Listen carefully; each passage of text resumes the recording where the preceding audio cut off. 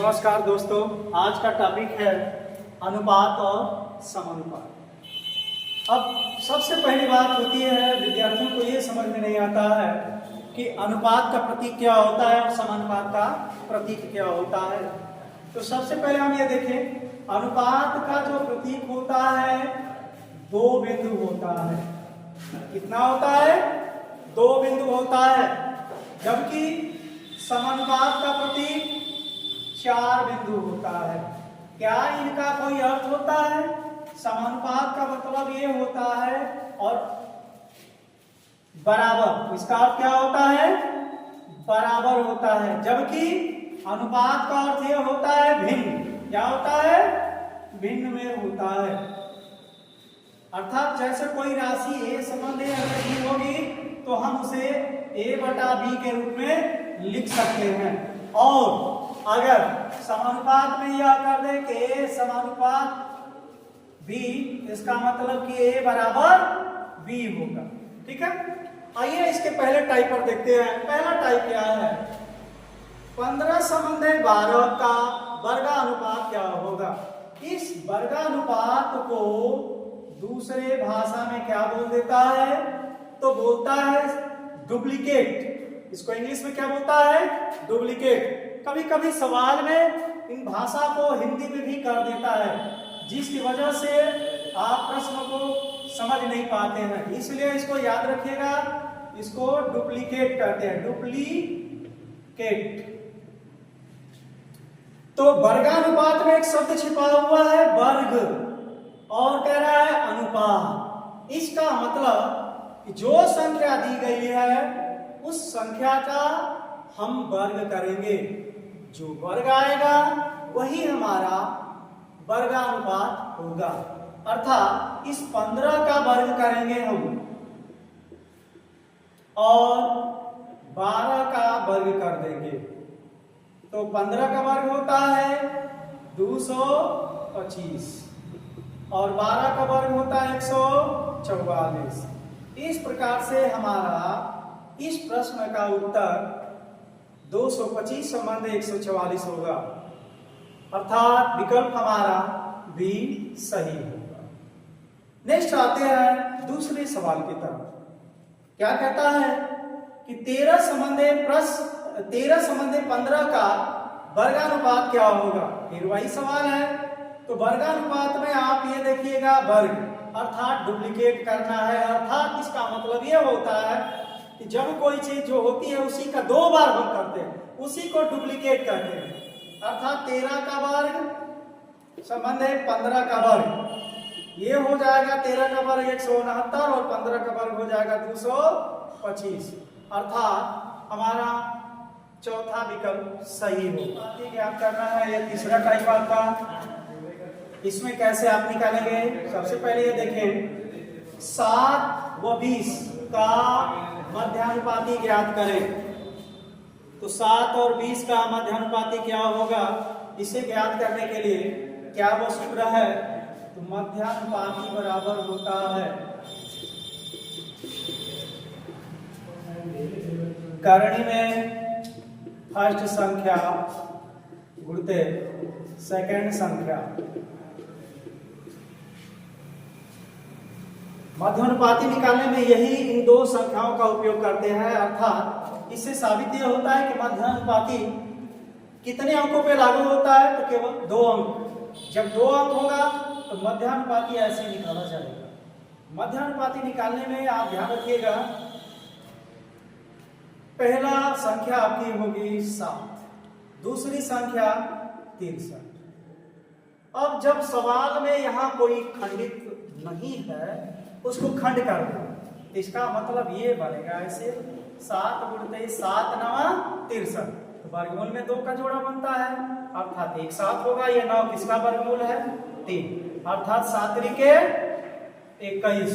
अतः हमारा बी विकल्प सही होगा। अब आते हैं दूसरे सवाल की तरफ। 1.21 तथा 0.09 का मध्यानुपाती क्या होगा? तो फिर वही काम करेंगे। पहली संख्या अंदर रख लीजिएगा 1.21 गुणते 0.09।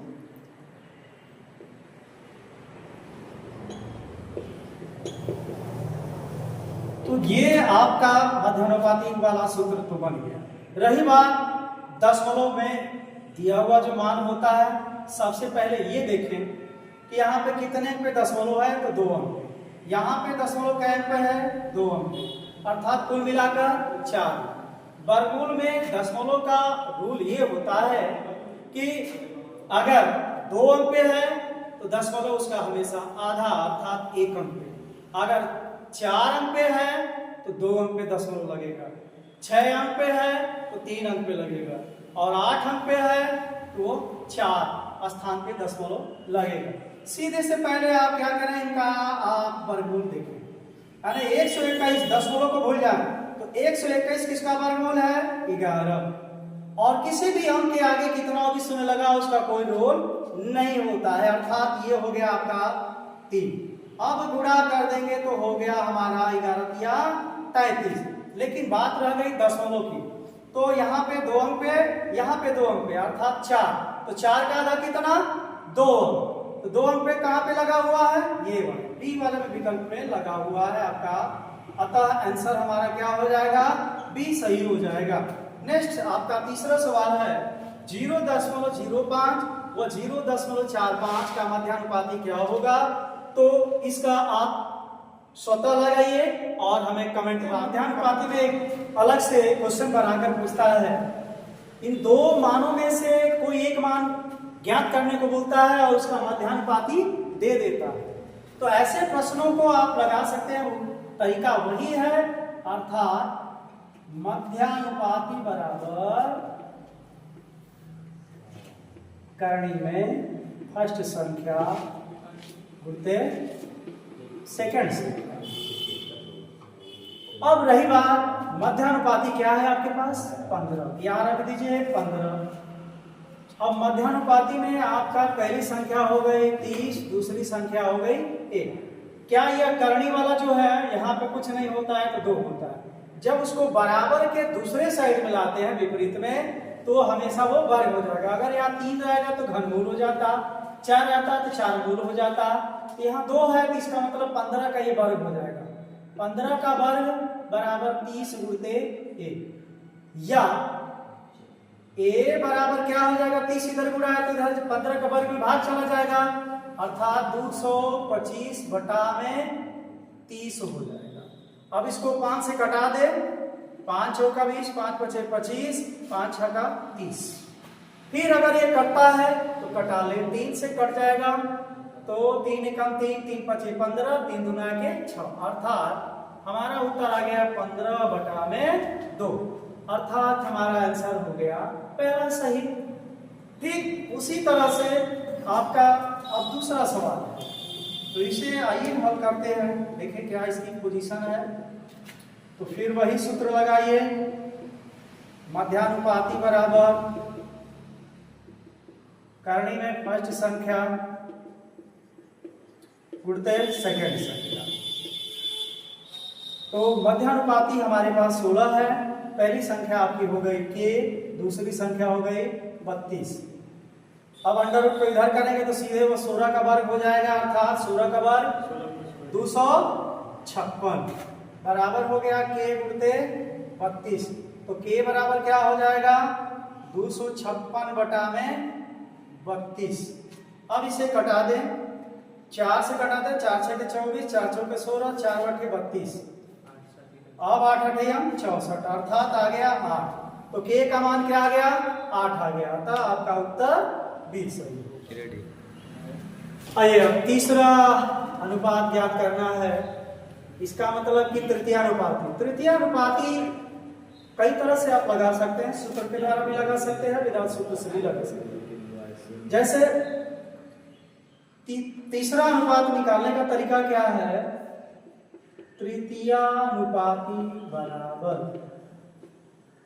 जो दूसरी संख्या होती है उसका वर्ग करके पहली संख्या से भाग कर देते हैं, अर्थात ये हो जाएगा आपका तीसरी संख्या का वर्ग मतलब 30 गुणित 30 बटे में 12। तो क्या हुआ, 6 पंजे 30, 6 दूना के 12, 2 से 1 कट गया 15, 15 बचे 75। इस तरह से हमारा विकल्प इसका क्या सही हो जाएगा, डी सही हो जाएगा। आपको सेकंड विधि क्या बता रहे हैं उसको जरा ध्यान दें। सेकंड विधि क्या कहता है कि 12 लिख लें और 30 लिख लें। अब जब कह रहा है कि तीसरा अनुपात कह रहा है तो पहला हमें तो मिल गया, दूसरा मिल गया, तीसरा इसी को आप बढ़ा दीजिए, जो होता है दूसरा उसी को तीसरा बढ़ा दीजिए, अर्थात ये तीसरा हो गया। तो तीसरा हो गया तो चौथा कहीं नहीं है, उसको मान लीजिए x। तो जब 4 पद टर्म में बढ़ जाते हैं तो क्या करते हैं, इसको बाहर का बाहर गुणा और भीतर का भीतर। जग जाहिर सी बात है कि सारे लोग समाज में यह देखते हैं कि बाहर की तुलना बाहर से ही करते हैं और भीतर की तुलना भीतर से करते हैं। तो आइए x में 12 का गुणा कर देंगे तो 12x हो जाएगा और ये 30 गुणते 30 हो जाएगा। अब x बराबर क्या हो जाएगा, वो 12 का भाग चला जाएगा, 6 पंजे 30, 6 दूना 12, 2 से 15 कट जाएगा 30, 15 बचे 75। तो इस तरह से आप इस सवाल को लगा सकते हैं। आइए अब देखते हैं दूसरा सवाल। दूसरा सवाल आप खुद लगाइएगा और कमेंट में हमें उत्तर बताइए कौन सा सही होगा। मैं तीसरा आपको बताने जा रहा हूं जो दशमलव से जुड़ा हुआ है। इस प्रकार के सवाल को हल करने के लिए केवल हम दशमलव का ध्यान दें। तो तृतीयानुपाती निकालना होगा तो दूसरी संख्या का वर्ग अर्थात 0.45 गुणते 0.45 और पहली संख्या हमारी क्या है 0.25। अगर देखा जाए तो नीचे 2 अंक पे दशमलव है, ऊपर भी 2 अंक पे दशमलव, तो दशमलव को हटा दें, अर्थात ये बन जाएगा 45 गुणते 0.45 बटे में 25। तो 5 से कट जाएगा, 5 नमा 45 से 5 पचे 25 हो जाएगा। इसको घटाएंगे तो दशमलव 2 अंक पे लगेगा, इसका मतलब 0.09। तो 9 नमा 81 अर्थात 81 हमारा होगा और दशमलव ये आपके 2 अंक पे लग जाएगा। इस प्रकार से हमारा उत्तर क्या हो जाएगा। इसका टाइप 5वां है जो ऊपर हेडिंग में लिखा गया है, वितत अनुपात ज्ञात करना। वितत को ही दूसरे नाम में कहा जाता है क्रमागत। इसका दूसरा नाम क्या है, क्रमागत। तो वितत अनुपात में आपका क्या है कि 3 मान दे दिया है, इसमें आपका क्या है 18 x और 50, ये हमारे पास मान दिया गया है और इसका वितत अनुपात ज्ञात करना। वितत को देहाती भाषा में तोड़ दे। लोग कहते हैं कि बीत रहा है, वितत अर्थात बीत रहा है। अरे भाई कैसे बीत रहा है, तो सवाल ये कहता है कि 18 x जो बीच वाला है वही बिता रहा है सबके साथ, अर्थात x कहता है कि भैया हम तोहरो संगे बिता ले, आई तोहरो संगे बिता ले। एकर मतलब कि 18 संबंध है x हो गया और इसी x का संबंध किससे 50 से भी हो गया। यही है वितत अर्थात क्रमागत। अर्थात जब एक पद 2 पद 3 पद और 4 पद हो जाए तो बाहर का गुणा बाहर और भीतर का गुणा भीतर कर देते हैं। फिर से समझ लीजिएगा कि जब 3 संख्या ऐसा दिया हुआ हो तो वितत में क्या करते हैं कि जो बीच वाली जो संख्या होती है उसी का रेशियो हम 18 के साथ में कर लेंगे और उसी का हम x के साथ भी कर लेंगे। इसी को वितत कहते हैं अर्थात क्रमागत। क्रमागत यानी कि x वाला जो होता है एक बार इसके साथ भी बिताएगा और एक साथ इसके साथ भी बिताएगा, अर्थात इसके साथ में वो संबंध बनाएगा। तो 50 में 18 का गुणा कर देंगे 900 और x में x का गुणा करेंगे x स्क्वायर। तो बताइए x का मान क्या होगा, अर्थात ये वर्गमूल में चला जाएगा। तो वर्गमूल में अर्थात 900, 900 किसका वर्गमूल है, इसका मतलब यह हो गया 30। अतः हमारा पहला विकल्प सही है। ठीक इसी प्रकार से आइए दूसरे सवाल को देखते हैं। यदि 12 x और 48 एक क्रमागत अनुपात में है तो x का मान क्या होगा। तो हम क्या करेंगे, x का संबंध किसके साथ कर लेंगे, यक्स का संबंध हम एक साथ 12 के साथ कर लेंगे और यक्स का संबंध एक बार 48 के साथ कर लेंगे। तो बाहर का गुणा बाहर, 48 में 12 का गुणा कर दीजिए तो 12 बटे 96 को 6 और बच गया आपका 8 9 और 12 चौक 48 और 9 57 और यक्स में यक्स का गुणा कर दीजिए, हो गया यक्स स्क्वायर, अर्थात ये 576 किसका वर्गमूल है? 24 का। अतः हमारा पहला आंसर ये अनुपात ज्ञात करने का एक आपका इसमें सूत्रनुमा व्यवस्थित किया गया है कि जब पहला पद का संबंध दूसरे से होगा, तीसरे का चौथे से। इसमें होता क्या है, हमेशा बाहर का गुणा बाहर में करिए और भीतर का भीतर, अर्थात पहले में चौथे का गुणा होगा और दूसरे में तीसरे का गुणा होगा। इसमें कभी कभी 3 पद दिया होता है, चौथा गायब किया रहता है, तो उसे हम आसानी से यक्स मानकर निकाल लेंगे। जैसे इसमें पहला सवाल दिया हुआ है, यदि 14 संबंध 30 समानुपात 7 संबंध यक्स, तो यक्स का मान ज्ञात करें।